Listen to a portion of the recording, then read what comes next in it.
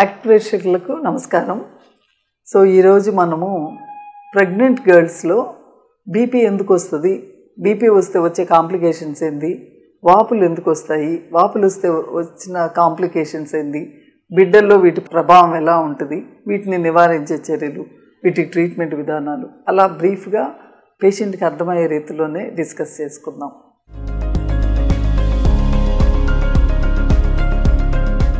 Doctor గారు, ప్రెగ్నెన్సీలో BP వస్తే ప్రమాదకరమా?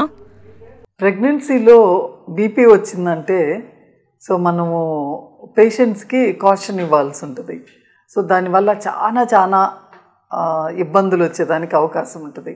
మామూలుగా సపోజింగ్ 50 ఏళ్ల వాళ్ళకో బీపీ ఉన్నదనుకోండి, వాళ్ళకి ఆ టైం అప్పుడు బీపీ ఉండడం వల్ల వచ్చే ప్రమాదం కంటే ప్రెగ్నెన్సీలో బీపీ వచ్చే వాళ్ళకి ప్రమాదం ఎక్కువ ఉంటుంది.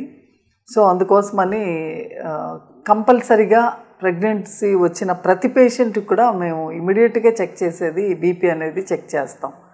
మామూలుగా అయితే బీపీ 120/80 అనేది నార్మల్ బీపీ. అలా కాకుండా 120/90 వస్తే కూడా కొద్దిగా ఒక 10 mmHg పెరిగినా కూడా మనం కన్సిడర్ చేస్తాం దాన్ని. ఆ బీపీ ఉన్నది అంటే సపోజింగ్ బీపీ ఫస్టే రికార్డ్ చేయడం ఫస్ట్ విజిట్లోనే ఇంపార్టెంట్. ఎందుకంటే సపోజింగ్ పేషెంట్కి ప్రెగ్నెన్సీకి ముందే బీపీ ఉండింది, అది ఆమెకి తెలీదు. అలాంటి వాళ్ళకి ఫస్ట్ విజిట్ ఏ 2వ నెలలోనే వచ్చారనుకోండి, ఉంటే అర్థం ఆమెకు ముందు నుంచి ఉంది అనే అర్థము. ముందే బీపీ వచ్చిన పేషెంట్కి ప్రెగ్నెన్సీ రావడానికి ట్రీట్మెంటు ఫాలోఅప్ ఒకలాగుంటుంది. అలా కాకుండా ప్రెగ్నెన్సీ వల్ల వచ్చే బీపీలో వాళ్ళకి ఫాలోఅప్ ఒకలాగుంటుంది. అందుకని ఫస్ట్ విజిట్లోనే మనం బీపీ రికార్డింగ్స్ చూస్తాము. ప్రెగ్నెన్సీ వల్ల వచ్చే దీంట్లో ఎక్కువ కాంప్లికేషన్స్ ఉంటాయి. సపోజింగ్ ఒక పేషెంట్కి 2వ నెలలోనే బీపీ కనిపించింది, పేషెంట్ నాకు తెలీదు ఇప్పటి వరకు ఉందని చెప్పింది అనుకోండి. వాళ్ళకి బీపీ ట్యాబ్లెట్స్ పెట్టేసి మనం జస్ట్ అబ్జర్వ్ చేస్తాం ఎంతవరకు సెట్ అయింది అని. అంతేగాని మనం ప్రెగ్నెన్సీ ఇంకొంచెం వెయిట్ చేసేదాకా అట్లా చూసేది ఉండదు, అప్పుడే కొంచెం పెట్టి చూస్తాము. అంత వర్రీ అవ్వక్కర్లేదు వాళ్ళు. ఒక్కొక్కసారి ముందు బీపీ ఉన్న వాళ్ళల్లో ప్రెగ్నెన్సీ వల్ల కొద్దిగా కొద్దిగా ఎక్కువ అయ్యే ఛాన్సెస్ ఉంటాయి. ఏ విధంగా చూసినా బీపీ ఉండడం అనేది అది ప్రెగ్నెంట్ కానివ్వండి, నాన్ ప్రెగ్నెంట్ కానివ్వండి అంత మంచిది కాదు. దాంతో కాంప్లికేషన్స్ ఎలా వస్తాయంటే డెలివరీ టైం అప్పుడు కానివ్వండి, లేదా ప్రెగ్నెన్సీ నడిచేటప్పుడు కానివ్వండి, తలలో నరాలు చిట్లిపోయేదానికి అవకాశం ఉంటాయి. వాళ్ళకి ఏమీ ఉండదు, తలలో నరాలు చిట్లిపోయేదానికి అలాంటివి ఉంటాయన్నమాట. మనం ఒక్కొక్కసారి పేషెంట్కి పెద్ద ఎక్కువ బీపీ ఉండదు, కొంచెమే ఉంటుంది. సరే కొంచెమే ఉంది కదా, అంత పెద్ద వర్రీ లేదు అని అనుకుంటాం. అలాంటి పేషెంట్స్లో చాలా కాంప్లికేషన్స్, సడన్గా ఫిట్స్ రావడం ఇలాంటివన్నీ జరుగుతుండొచ్చు. ఇంకా అయితే కొంతమందిలో అప్పటి వరకు నార్మల్ ఉంటారు, పెద్ద ఎక్కువ ఉండదు, ఫిట్స్ తోటి పేషెంట్స్ వస్తారు, తీరా అప్పుడు చూస్తే బీపీ ఉంటుంది. మనం ఈ ప్రెగ్నెన్సీలో వచ్చే బీపీ వల్ల ఇంపార్టెంట్ ఏంటంటే వాళ్ళకి ఫిట్స్ వస్తాయి అనేది మనం ఇంపార్టెంట్ భయము. అందుకని మనం దాని గురించి ఆలోచిస్తాం. ఇకపోతే బేబీకి కూడా దీనివల్ల చాలా ఇబ్బందులు ఉంటాయి. డాక్టర్ గారు, ప్రెగ్నెన్సీలో ఫిట్స్ ఎప్పుడు వస్తాయి? మనం ఇప్పుడు అనుకున్నట్టు బీపీ ఎక్కువైనప్పుడు ఫిట్స్ వస్తాయి అన్నమాట. బీపీ కొంచెం ఒక 10 mmHg సిస్టోలిక్ డయాస్టోలిక్ అంటాం. అంటే మామూలు కామన్ మ్యాన్ లాంగ్వేజ్లో చెప్పాలంటే పై వాల్యూ కింద వాల్యూ. పై వాల్యూ పెరగడం కంటే కూడా కింద వాల్యూ పెరిగినప్పుడు ప్రమాదం ఎక్కువ ఉంటుంది. కింద వాల్యూ 90-100 అట్లా ఉండేటప్పుడు ఇంచుమించుగా పేషెంట్ కానీ విల్లింగ్గా ఉంటే మేము యూజువల్గా అడ్మిట్ అయినా చేసి మానిటర్ చేస్తాం. కంప్లీట్ కనీసం 1-2 రోజులు మానిటర్ చేయకోకుండా ట్యాబ్లెట్స్ అది పెట్టేదానికి కుదరదు, మానిటర్ చేసి ట్యాబ్లెట్స్ పెడతాము. అలా కాని పక్షంలో సపోజింగ్ పేషెంట్ నెగ్లెక్ట్ చేసిందనుకోండి, ఆ పేషెంట్కి కన్వల్షన్స్ ఫిట్స్ వచ్చేదానికి అవకాశం ఉంది.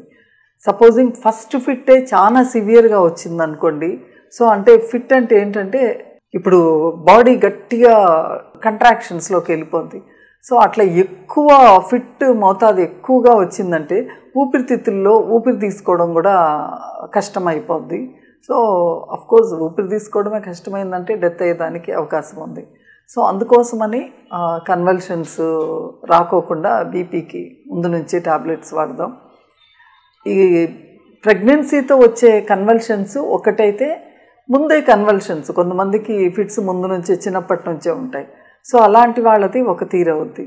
సో ఇప్పుడు ముందు నుంచే ఫిట్స్ ఉన్నాయనుకోండి, ఆ పేషెంట్స్ ప్రెగ్నెన్సీ వచ్చినప్పుడు వాళ్ళు ఫిట్స్ ట్రీట్మెంట్ తీసుకునే డాక్టర్ దగ్గర సేఫ్టీ మెజర్స్ గురించి వాళ్ళు చూసి ఫిట్స్కి సంబంధించిన మాత్రలు కొద్దిగా మారుస్తారు. సో అది మార్చారా లేదా అనేది వెళ్ళి ఒకసారి ఆ డాక్టర్ని కన్సల్ట్ అయితే వాళ్ళు ఫిట్స్ మాత్రలు మారుస్తారు. ఎందుకంటే ఈ టాబ్లెట్స్ కూడా ఎవరు పడితే వాళ్ళు గబగబా ఫిట్స్ మాత్రలు మార్చడం అంత మంచిది కాదు. దానికి సంబంధించిన న్యూరాలజిస్ట్ వాళ్ళు మారిస్తేనే బాగుంటుంది. సో అందుకని పేషెంట్ ఫిట్స్కి అవి తీసుకొని వాడుకోవాలి. ప్రెగ్నెన్సీలో వచ్చే ఫిట్స్ అయితే 7th మంత్ 8th మంత్ పైన వస్తాయి. యూజువల్గా 2, 3, 4, 5, 6 నెలల్లో తక్కువ వస్తాయి, రేర్గా వస్తాయి. కామన్గా వచ్చేది 7th, 8th, 9th మంత్స్లో ఉంటాయి. మోస్ట్లీ 9th మంత్లో ఉంటుంది, బట్ 7th నుంచి. సో సపోజింగ్ 6th, 7th మంత్లోనే ఫిట్స్ వచ్చాయనుకోండి పేషెంట్కి, మళ్ళీ ప్రెగ్నెన్సీ అయ్యే అంతవరకు కూడా మళ్ళీ ఇంకొక ఫిట్ త్రో చేసేదానికి కూడా అవకాశం ఉంది. అందుకని చాలా జాగ్రత్తగా ఉండాలి. సో ఫిట్స్ కోసము మనము పేషెంట్స్కి మ్యాక్సెల్ఫ్ అనేటివి డిఫరెంట్ రెజీమ్స్ ఉన్నాయి, అవన్నీ పెడతాము. సో ప్రెగ్నెన్సీ వల్ల వచ్చే ఫిట్స్కి వాడే మాత్రలు టోటల్గా డిఫరెంట్, ప్రెగ్నెన్సీకి ముందే వాళ్ళకి ఫిట్స్ ఉంటుంది, దానికి వాడే మాత్రలు టోటల్లీ డిఫరెంట్. అది వేరే, ఇది వేరే. సో యాక్చువల్గా ప్రెగ్నెన్సీకి ముందు ఇచ్చే మాత్రలు ఈ టైం అప్పుడు పెడితే ఏమవుతుందంటే వాళ్ళకి రెస్పిరేషన్లో తేడా వచ్చేసి, అంటే టోటల్ సెడేషన్లో ఉండేసి రెస్పిరేషన్ సరిగా లేకపోవడం వల్ల కోమాలోకి వెళ్ళి చనిపోయేదానికి అవకాశం ఉంటుంది. సో అందుకని మేము కొంచెం పేషెంట్ అలర్ట్నెస్ మెయింటైన్ చేసే డ్రగ్స్నే ఆ టైం అప్పుడు వాడతాం. ఇదివరకు నేను స్టూడెంట్ డేస్లో అలా వాడేవాళ్ళు.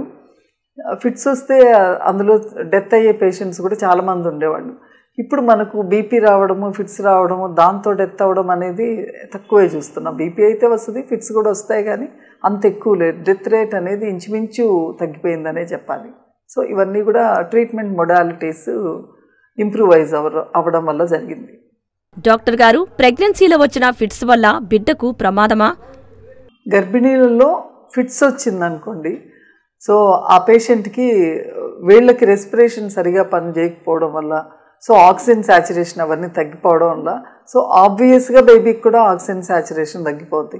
సో ఆక్సిజన్ సాచురేషన్ తగ్గిపోవడం వల్ల బేబీ గ్రోత్ మీద ఇబ్బంది రావచ్చు, లేదా బేబీ సడన్గా పొట్టల్లోనూ డెత్ అయిపోవచ్చు. అట్లా ఎక్కువ క్లానిక్ కంట్రాక్షన్స్ అవన్నీ వచ్చాయంటే, ఫిట్స్ వచ్చాయంటే.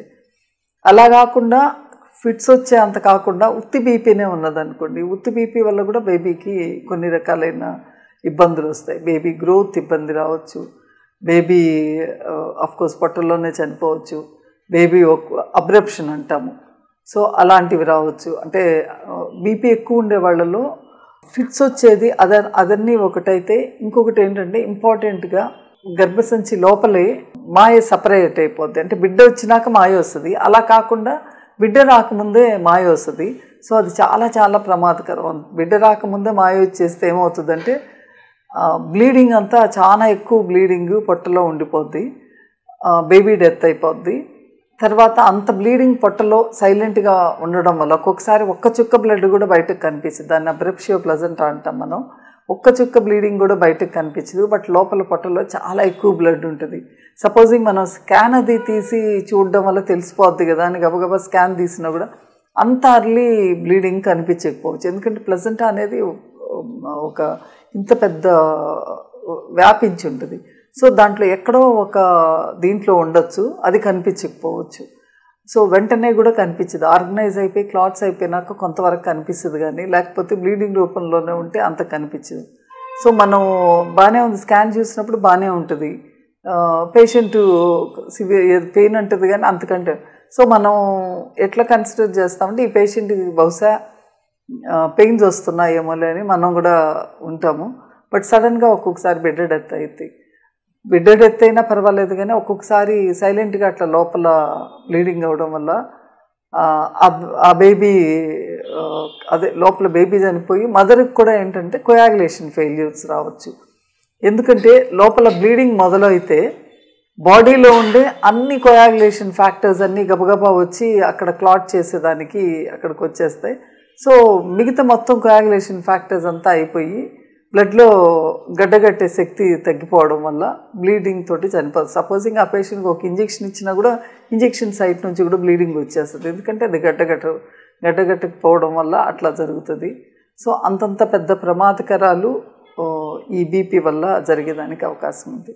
డాక్టర్ గారు, ప్రెగ్నెన్సీలో బీపీ రాకుండా జాగ్రత్తలు తీసుకోవచ్చా? బీపీ వచ్చే టెండెన్సీ ఉందనుకోండి, వాళ్ళకి కొంచెం హయ్యర్ డ్రగ్స్ పెడతాము.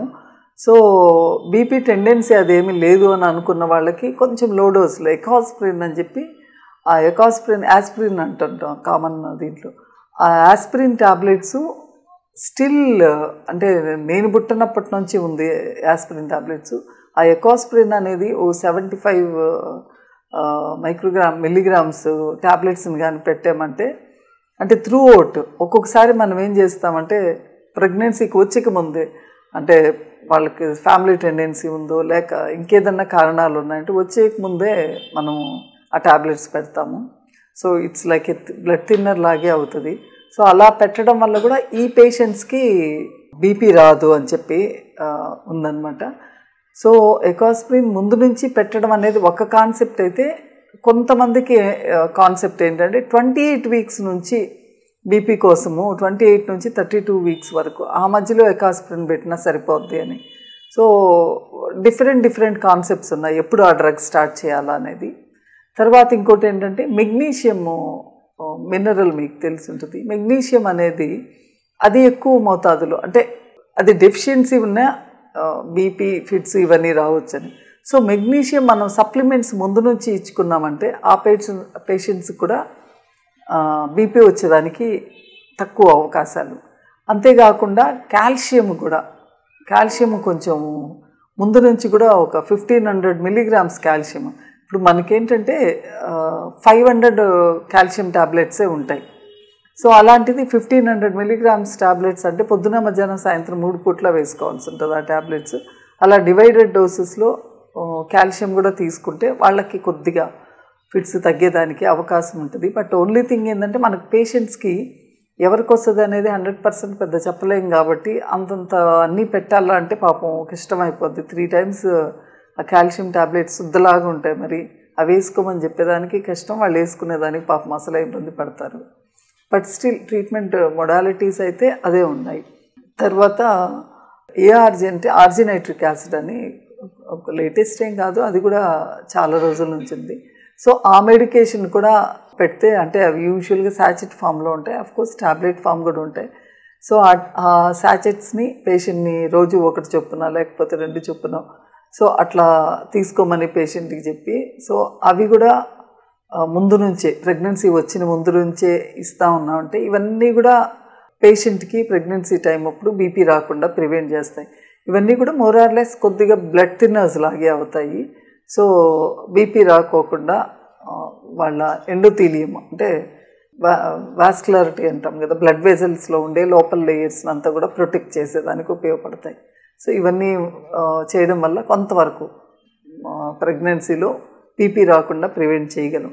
బట్ 100% ఈ డ్రగ్స్ అన్నీ ఇచ్చినా కూడా కొంతమంది పేషెంట్కి బీపీ వచ్చేదానికి అవకాశం ఉండదు. 100% మనం చెప్పలేము వాళ్ళకి రాదు అని, but most of the times protect చేయొచ్చు. ఈ మెడికేషన్ అన్నీ ఇస్తే most of the times they will be all right.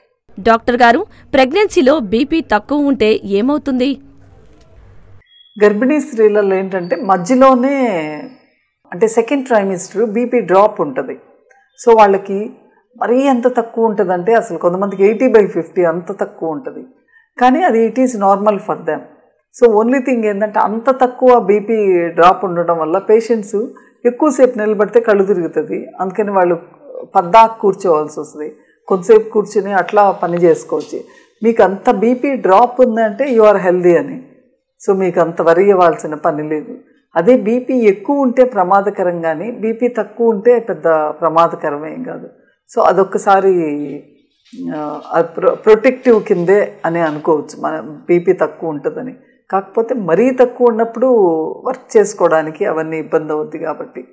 So మనం రెగ్యులర్గా బీపీ చెక్ చేసుకుంటా ఉంటే మిడ్ ట్రైమిస్టర్లో సపోజింగ్ పేషెంట్కి 3వ నెల వరకు బీపీ ఒకలాగా ఉండింది, కొంచెం మోడరేట్గా ఉండింది. తర్వాత 6వ నెల 7వ నెల టైం అప్పుడు బీపీ ఫాలో అయింది అనుకోండి. So that is very very good. So mid ట్రైమిస్టర్లో ఫాలో ఉండడం అనేది దట్ ఈజ్ గుడ్. సో ఆ పేషెంట్స్కి 9వ నెలలో బీపీ వచ్చే అవకాశాలు తక్కువ ఉంటాయని మనం కొంచెం హ్యాపీగా ఉండొచ్చు. సో ఇవన్నీ కూడా మనం రెగ్యులర్గా బీపీ చూడడంలోనే తెలుస్తుంటాయి. డాక్టర్ గారు, గర్భిణీ స్త్రీలలో కాళ్ళవాపులు ఎందుకొస్తాయి? సో ఇప్పుడు ఈ బీపీ వచ్చే టెండెన్సీ ఉండే వాళ్ళకి ఫస్ట్ నుంచే కొద్దిగా కాళ్ళల్లో వాపు కూడా మొదలవుతుంది అనమాట. సో మన కాళ్ళల్లో వాపు వచ్చింది అంటే వాళ్ళకి బీపీ వచ్చే టెండెన్సీ కూడా ఉందని మనం కొంచెం జాగ్రత్తగా ఉండాలి. ఒక్కొక్కసారి కాళ్ళు చాలా వాసిపోతాయి, బీపీ నార్మల్గానే ఉంటుంది, మొహం అంతా వాసిపోద్ది, అన్నీ జరుగుతుంది, బీపీ నార్మల్గానే ఉంటుంది. But all of A sudden ఒక్కసారి అలాంటి వాళ్ళు ఫిట్ త్రో చేయొచ్చు. సో అసలు కాళ్ళలో వాపు, బాడీలో వాపు అది ఎందుకు వస్తుందంటే, సపోజింగ్ బీపీ నార్మల్గా ఉండి వాళ్ళల్లో వాపు ఉంది అని అంటే ఒక్కొక్కసారి మదర్కి ఫీటస్కి అంటే ఒక రియాక్షన్ లాగా వచ్చి దానివల్ల కూడా కాళ్ళల్లో వాపులు వస్తాయి అన్నమాట. సో అలాంటి వాళ్ళకి మనం ఇచ్చే ట్రీట్మెంట్ ఏంటంటే ప్రోటీన్ ట్యాబ్లెట్స్. ఇదివరకైతే ఉత్తి ప్రోటీన్ ట్యాబ్లెట్స్ కూడా అంత దొరికేవి కాదు. ఇప్పుడు ఏంటంటే ఐవి ప్రోటీన్స్ బోలెడన్ని వచ్చేస్తున్నాయి. సో ఐవి ప్రోటీన్స్ అని ఇస్తే which is good for mother also. మదర్కి తర్వాత హెల్త్కి కూడా మంచిదే. సో ఐవి ప్రోటీన్స్ మదర్కి ఇవ్వడం వల్ల, లేదా ట్యాబ్లెట్ ఫామ్ సపోజింగ్ హెల్దీగానే ఉంది రాకుండా ప్రివెంట్ చేద్దామంటే ముందే మనం అమినో యాసిడ్ ట్యాబ్లెట్స్ అది కానీ తీసుకుంటే బాగానే ఉంటుంది. సో అట్లా ఇచ్చుకోవడము అవన్నీ చేసుకోవడం అవుతుంది. ఈ వాపు రావడం అనేది ఒక్కొక్కసారి మదర్కి కూడా లైఫ్ డేంజర్ లాగా అవుతుంది. సపోజింగ్ మదర్కి చాలా వాపు వచ్చేసి సరిగా లేదనుకోండి, గాలి పీల్చుకోలేదు, లోపల బిడ్డకి ప్రమాదం వస్తుంది. సో లోపల బిడ్డ డెత్ అయినా కూడా పర్వాలేదు, కానీ మెటర్నల్ గురించి మనం ఆలోచించాలి. సో అలాంటి టైం అప్పుడు సో మదర్ ఏంటంటే మరీ ఎక్కువ వచ్చినప్పుడు మెటర్నల్ ఆక్సిజన్ శాచురేషన్ మెయింటైన్ చేయడం అవన్నీ కష్టం అవ్వచ్చు. ఇంకొకటి, ఒకవేళ అంత ఎక్కువ లేవు, కొద్దిగానే వాపు ఉంది అని అనుకోండి, వాళ్ళకి అంత వాపులు అట్లా ఉండే పేషెంట్స్ ఏంటంటే డెలివరీ టైం అప్పుడు బేబీని పుష్ చేయడం అనేది కూడా కొద్దిగా ఇబ్బంది పడతారు వాళ్ళు. సో బేబీని పుష్ చేయలేరు. సపోజింగ్ వాళ్ళు బేబీని సరిగా పుష్ చేయలేరు అనుకోండి, బేబీ కొంచెం పైన ఉండింది అనుకోండి, కనీసం సిజేరియన్ సెక్షన్ అన్నా చేస్తాం, బేబీ కింద కనిపిస్తూ ఉంటుంది, వాళ్ళేమో పుష్ చేయలేకపోతారు. సో బేబీని వాళ్ళకై వాళ్ళు పుష్ చేస్తే బేబీ సేఫ్టీ బాగుంటుంది. అలా కాకుండా మేమేమన్నా ఆయుధాలు వేసి అవన్నీ తీసినప్పుడు ఏంటంటే ఎక్కువ ప్రెషర్ బేబీ తల మీద పడుతుంది, కాబట్టి బేబీకి ఇబ్బందులు జరిగేదానికి అవకాశం ఉంది. సో అందుకోసం అని చెప్పి బేబీ హెడ్ ఆన్ పెరినేమ్ పెట్టుకొని వాళ్ళు ముక్కలేకపోతారు. సో అట్లా ముక్కలేకపోవడం వల్ల బేబీకి ఇబ్బంది వస్తుంది. అఫ్కోర్స్ వాళ్ళు పుష్ చేయడానికి కానీ, వాళ్ళకి ఓపిక, డెలివరీ అయిన తర్వాత కూడా వాళ్ళకి ఓపిక ఉండదు బేబీకి పాలిచ్చేదానికి కానీ అట్లా వాటికి. సో అందుకోసమని ఈ వాపులు రక్తం లేకపోవడం వల్ల రావచ్చు, ప్రోటీన్ డెఫిషియన్సీ వల్ల రావచ్చు, ఇవన్నీ కూడా ప్రెగ్నెన్సీ రిలేటెడే ఉండొచ్చు. సో అలాంటి వాళ్ళకి మనం బెస్ట్ ఏంటంటే ఐరన్ సఫిషియెంట్గా ఉందా లేదా చూసుకోవడం. ముందే ఐరన్ కొద్దిగా బార్డర్ లైన్లో ఉండగానే ఐవి ఐరన్స్ అలాంటివన్నా పెట్టేసుకోవచ్చు. అలా కాకుండా ఉంటే ఏంటంటే బ్లడ్ పెట్టుకోవడం ఇలాంటివి చేయాల్సి వస్తుంది. సో అందుకని అలా చేసుకోవచ్చు. ప్రోటీన్ డెఫిషియన్సీ వల్ల వచ్చే ఎడిమాకి ప్రోటీన్ ఇంజెక్షన్స్ సెలైన్స్ రూపంలో ఉంటాయి. సో అలాంటివి కూడా సఫిషియెంట్గా పెట్టుకోవాల్సి ఉంటుంది. సో ఈ ప్రోటీన్ మనం ఎక్కువగానే ఇచ్చేయమంటే తల్లికి కూడా పిల్లకి బిడ్డకు పాలు పడేదానికి కూడా కెపాసిటీ బాగుంటుంది, బిడ్డకు మిల్క్ కూడా బాగా పడతాయి. సో అందుకోసం అని చెప్పి అన్ని విధాల అది బాగా ఉపయోగపడుతుంది. వాపులు కొద్దిగా ఉన్నాయి కదా అని మనం అశ్రద్ధ చేసామంటే సో ఇలాగే అన్ని రకాలైన ఇబ్బందులు వస్తాయి. కాబట్టి జాగ్రత్తగా ఉండాలి. ఎడిమా కొంచెం ఉన్నా సరే ఇబ్బందులు పెద్ద వాకోకుండా ఉండాలి. Of course at the same time బేబీకి కూడా లోపల ఇబ్బంది వస్తుంది. ఇక అంతల్లా వాపులు ఉన్నాయి అంటే లోపల బిడ్డకు కూడా సర్క్యులేషన్ సరిగా పోదు, వాపులు వస్తాయి. డాక్టర్ గారు, గర్భిణీ స్త్రీలలో బీపీ వస్తుందా రాదా అని ముందుగా తెలుసుకోవచ్చా? ప్రెగ్నెన్సీలో ఏంటంటే ఇదివరకు అంత డెవలప్మెంట్ ఉండేది కాదు. రీసెంట్గా ఎన్టీ స్కాన్ అని న్యూకల్ థిక్నెస్ స్కాన్ అని తీస్తుంటాం. అంటే ఇక్కడ మెడ పైన ఉండే స్కిన్ థిక్నెస్ని మెజర్మెంట్ చేస్తుంటాం. సో దాంట్లో మనకు ఆ థిక్నెస్ని బట్టి ఏంటంటే అది చాలా తక్కువ స్పాన్లోనే జరుగుతుంటుంది. సో ఆ స్కిన్ థిక్నెస్ ఎక్కువ ఉండిందనుకోండి, ఆ పేషెంట్స్కి అబ్నార్మాలిటీస్ అవన్నీ అనేటివి తెలుస్తుంది. అలా కాకుండా ఆ టైం అప్పుడు అదే ఎన్టీ స్కాన్కి మేము పంపించినప్పుడు ఆ టైం అప్పుడు వాళ్ళు మిడిల్ సెరిబ్రల్ ఆర్టరీ అట్లా మెదడులో ఉండే ఆర్టరీస్ అవన్నీ డిఫరెంట్ వెజల్స్ని సర్క్యులేషన్ చూస్తారు. సో ఆ సర్క్యులేషన్ని రెసిస్టెంట్ ఫ్లో ఉండింది అనుకోండి, ఫోర్స్గా పోతుంది ఫ్లో అనుకోండి, అది కూడా కనిపెట్టచ్చు అనమాట. సో అలా ఉండే వాళ్ళకి డెఫినెట్గా రేపు పిఏహెచ్ అంటే హైపర్ టెన్షన్ బీపీ వచ్చేదానికి అవకాశం ఉందని చెప్పి అప్పుడే ఆ చిన్న టెస్ట్లోనే తెలిసిపోద్ది. సో మాకు అట్లా ఉండేటప్పుడు పేషెంట్కి అన్ని జాగ్రత్తలు చెప్పేస్తాం. అప్పటి నుంచే కొంచెం పెట్టుకోవాల్సిన డ్రగ్స్ అన్నీ గబగబా పెట్టేసుకుంటాం, పేషెంట్కి అన్ని ఇన్స్ట్రక్షన్స్ ఇస్తాం. సో ఆ విధంగా కొంతవరకు ప్రివెంట్ చేయొచ్చు. సో ముందుగా తెలుసుకునేది ఒక్కసారి మనం ఎన్టీ స్కాన్లో చేసుకునే ఇండెక్స్ వల్లనే ఆ ఇండెక్స్లు అనేటివి చెప్తాయి మనకు ఆ పేషెంట్కి ఎంత పర్సంటేజ్ వచ్చే ఛాన్సెస్ ఉంది అన్నట్టు ఇస్తారు. ఎక్కువ శాతము బీపీ వచ్చే అవకాశం ఉందా, తక్కువ శాతంలో ఉందా. సో అవన్నీ కూడా అంటే అవన్నీ సాఫ్ట్వేర్ డిజైన్ చేశారు దీన్ని బట్టి. సో దీంట్లో వచ్చేస్తాయి, స్కాన్లోనే ఆ రిపోర్ట్ వచ్చేస్తుంది. సో ఇప్పటి వరకు మనము గర్భిణీ స్త్రీలలో బీపీ ఎందుకు వస్తుంది, బీపీ వస్తే ఏం చేయాలి, బీపీ వచ్చినప్పుడు పిల్లల్లో వచ్చే కాంప్లికేషన్స్ ఏంటి, మదర్లో వచ్చే కాంప్లికేషన్స్ ఏంటి, ఇవన్నీ మాట్లాడుకున్నాం. ఇంకొకటి ఏంటంటే ఒకవేళ పేషెంట్కి ఏదైనా వచ్చే అవకాశం ఉందని ఎన్టీ స్కాన్లో కానీ చెప్పిన పేషెంట్స్కి ఉండేటప్పుడు దయచేసి ఎప్పుడు కూడా మీరు గర్భిణీ పేషెంట్ని ఇంట్లో ఒంటరిగా వదిలేదు. ప్రెగ్నెంట్ పేషెంటే కాక డెలివరీ అయిన తర్వాత కూడా కనీసం ఒక 6 వారాల వరకు ఫిట్స్ వచ్చే అవకాశం ఉంటుంది వాళ్ళకి. సో అందుకోసమని ఒంటరిగా వదలొద్దు, వాళ్ళని కొంచెం జాగ్రత్తగా చూసుకోండి. ఒక్కసారి డెలివరీ అయిన తర్వాత బేబీకి ఎలాగూ ప్రమాదం ఉండదు, ఫిట్స్ వచ్చినా మదర్కి కూడా ప్రమాదం శాతం ప్రెగ్నెన్సీలో ఉండే అంత ఎక్కువ శాతంలో ప్రమాదం ఉండదు. బట్ అయినా కూడా మీరు ఇంటి దగ్గర పేషెంట్ని ఒంటరిగా ఎప్పుడు వదలొద్దు. గర్భిణీ అమ్మాయిని ఏ నిమిషం అయినా ప్రమాదం ఉంచుకొని రావచ్చు.